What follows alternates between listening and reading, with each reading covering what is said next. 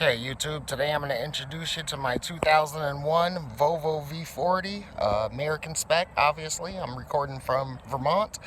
I picked this car up about 2 years ago. I paid $700 from a guy who had purchased the car at an auction. The only thing I liked about the car is the fact that it only had 86,000 original miles on it, and the timing belt and water pump and everything had just been done at 83,000. Other than that, the car had been sitting for a couple years, I guess waiting at auction for whatever reason. So I picked it up. When I picked it up, it didn't have a battery. It had a loud clunking noise in the front end, which I originally thought was a strut. But somebody else told me it was a control alarm, so I ended up replacing the control alarm and some other parts, put a new battery in it. But since then, I've just been building it up, trying to get it to sleeper status. There's not really too many options in the United States as far as what you can do with these cars. The parts are few and far in between, so I'm just going to give you a little tour of what I've done with mine so far. And I'm sure right off the rip, you noticed the T4 emblem on the side and the white fender. That's because the bottom of the stock fender was rotted out a little bit, so I went ahead and went to a junkyard and replaced one, and the T4 emblem was on it. At the same time, I actually got a hood bra that came with the car at the same time from the junkyard. The guy threw it in for free. It has a T4 emblem on it as well, but I'll give you guys a little walkthrough. I put some winter tires on it. We have EBC slotted and cross-drilled rotors with ceramic pads on the front and back. The rear ones look a little bit newer because I just did those a couple months ago. Like I said, right now the car is not being driven because it does currently still have 2 broken struts. So for it to pass inspection, I'm going to have to replace those, but I'm waiting on some coilovers right now. Take you around to the rear. Basic looking little station wagon. Of course, I got rid of the stock antenna and put the little shark fin on there. I had to put a new rear wiper on it, obviously. Let's go to the trunk. It's a mess because I've been doing a turbo swap on the car and working out of the car because I don't really have a repair shop or anything, but I put some little LED strip lights in the back. I replaced all the interior lights with LEDs, replaced the rear speakers with 6x9s. Of course, I have a couple 12s in there with the Kenwood amp. I do have another kicker, so I'm taking that Rockford Fosgate out. If you're wondering what the deal is with all these couplers, I experimented with a couple different blow-off valve setups before I found one that actually works with this new turbo, and even that one I don't think is going to work because it's a cheap eBay blow-off valve. But this is the rear of the car. Go around to the other side. There's the slotted rotors again. Actually has the right color fender. The original fender's over there. It's covered in blue paint. I'll show you why after. It's all gray, dark gray leather interior. Everything in the car works. I just recently acquired a Vita dice scanner, which is this thing right here, and I gotta tell you, if you own a Volvo, that thing is a must because this car has so many computers in it, it's ridiculous. I took out the stock radio.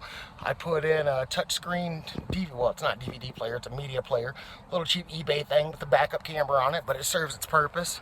I'll give a little bit more in depth on that in a second. Let's come around to the front over here.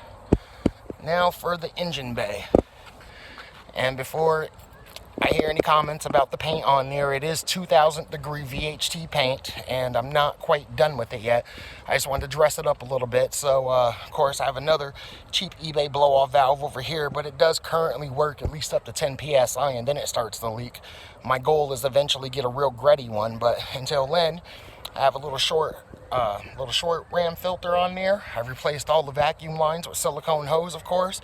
Brand new check valves. It has a brand new PVC system, new coil packs, plugs, wires. You pretty much name it, I've replaced it in this car trying to get rid of a misfire when I first got the car. We won't even get into that. My most recent thing is I did a turbo upgrade on it. So what you're looking at back here is actually a brand new TD04L 14T turbo from a Volvo S60. I purchased it brand new. I took the turbine housing off my original 12T turbo. I ported it out. I ported the exhaust manifold, and then I swapped the 14T over. But before I swapped it, I bought the Mamba 9.6 kit, which is an extended tip 14T billet compressor wheel and a high flow 9-blade turbine, and it's got all forged internals, dual oil port, step gap piston rings, forged thrust collar surface, etc., etc. I went with braided lines for the feed, braided coolant lines. I replaced all the hoses back here while I was at it and put new hose on there. it's running beautiful. I had an issue with the way that the 14T neck comes off to the side right here, trying to match up with the original charge pipe, so I just went with an aftermarket coupler that worked better than anything else. So honestly, I don't know how much horsepower it's making right now. It hasn't been tuned yet. Like I said, I'm still trying to get the coilovers done so I can get a valid sticker on it so it can actually be daily driven. But for the time being, it's a nice little upgrade back there. It's a stage 3 turbo. It's about as big as you can go with the stock manifold before you start having to chop down T5 manifolds and stuff like that that I've heard of. Got my little aftermarket horns on the front of it there. Obviously, I went with the blue theme. Got silicone hoses running up for all my washer fluid and stuff. But this is a beautiful car. It currently has an even 95,000 miles on it. Like I said, it's registered right now, but it's not currently inspected, so it can't be daily driven.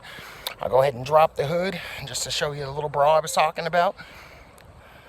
I mean, I guess if you could put a T4 emblem on any car, I guess I could get away with doing it on this one, just because this one does have a stage 3 14T turbo on it. So it's about as close to a T4 as you're going to get over here in the United States. I mean, I have seen people chop down T5 manifolds and swap the turbos off of them, but that's not something I'm willing to do. I'm not into cutting and welding exhaust manifolds and stuff like that. And plus, I want it to still look stock for the most part. So once I put the other heat shield back on top, you won't even be able to see any of that. I currently have the stock S60 10 bar weight, or 10 psi wastegate actuator on it because the car is not tuned yet. But I do have a billet 1 bar actuator, which is 14.5 psi, I believe, which will be going on it once the ECU is shipped off to Absolute to be tuned. I have all the amp, speaker wire, everything running down underneath a little grommet over there that took me forever to find. I got a lot of help from people online. Take you around to the driver's side of the car. And here, as far as the interior goes, like I said, the only thing I've really done is I've swapped out all the lights for blue LEDs and stuff. And of course, I have the aftermarket radio right here, which I think I paid like 50 bucks for it or something. More than worth it. I watch movies on it. Got my flash. 8 gigs worth of music. It does have a backup camera. I don't currently have it installed yet. It's not really a priority. The thing I'm the most proud of is after getting this beat of dice, I was finally able to figure out what was triggering the ABS lights and the DSA lights. And believe it or not, it was me using cheap LED bulbs in the back. So it actually connects to my phone right away, so you can see the Bluetooth works in it and stuff. I watch movies on it. Have my boost gauge over here. It lights up blue at nighttime as well. But yeah, this is my 2001 Future Sleeper. The outside of it's going to pretty much look the same. I do have some summer rims, but I didn't get around to putting them on, so I'm just going to leave the winter rims on it for now since it's already dark again. Other than that, this is my